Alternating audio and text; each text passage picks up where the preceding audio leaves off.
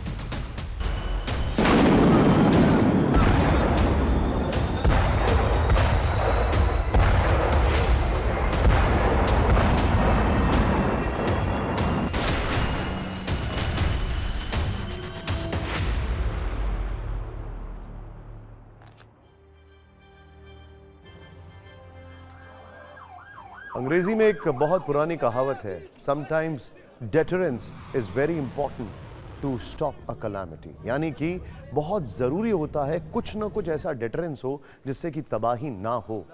Deterrence किसी भी रूप में हो सकता है, लेकिन अब ऐसा लगता है सारे फ्लड गेट्स खुल चुके हैं मिडिल ईस्ट के, और ये तस्वीरें उसकी सबसे बड़ा सबूत है। 24 घंटे में पश्चिम एशिया में महायुद्ध का माहौल दिखाई दे रहा है।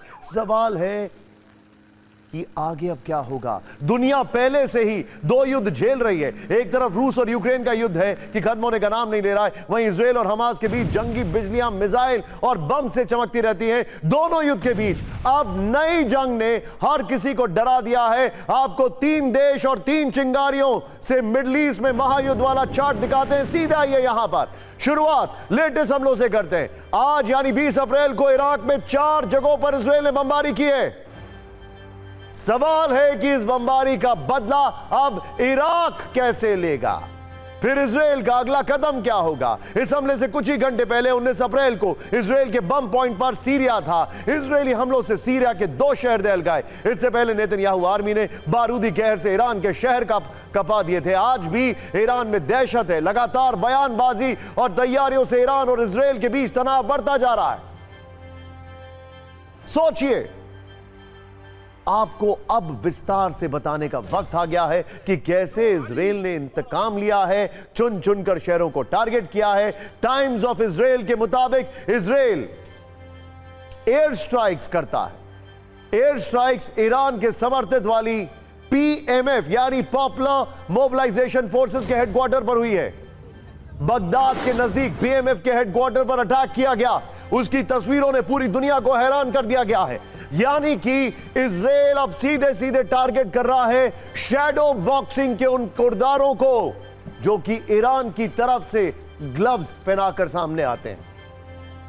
ध्यान से देखिएगा आप, अलग अलग शहरों की हम बात करते हैं। बाबिल में कलासो बेस पर ड्रोन से हमला किया गया।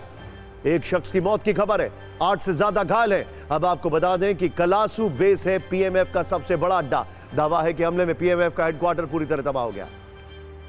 इसके अलावा एरबिल है, मोसुल है, बेबीलोन पर हमला किया गया। अब सीरिया के वो इलाके बताते हैं जिसे इजराइल की सेना ने निशाना बनाया। अस-सुवेदा और दारा प्रांत, ये 2 शहर को टारगेट किया गया। इससे पहले ईरान, जो कि इस वक्त इजराइल का बड़ा दुश्मन है, वहां हमले किए गए। ईरान के 7 शहरों को नेतन्याहू की सेना ने टारगेट किया है, जिसमें Tehran, Isfahan, Fordow, Arak, Natanz, Kharg, Bushehr शामिल है। इराक, इजराइल, ईरान, सीरिया में चल रही युद्ध वाली तैयारियों पर हमने एक 150 सेकंड की धमाकेदार न्यूज रील तैयार की है, जिसमें जुबानी चिंगारियां भी हैं, बम, गोला बारूद, मिसाइलें भी हैं, और आने वाले समय की पूरी फॉरवर्ड प्लानिंग भी हम आपको दिखा रहे हैं कि वो कैसे हो सकती है।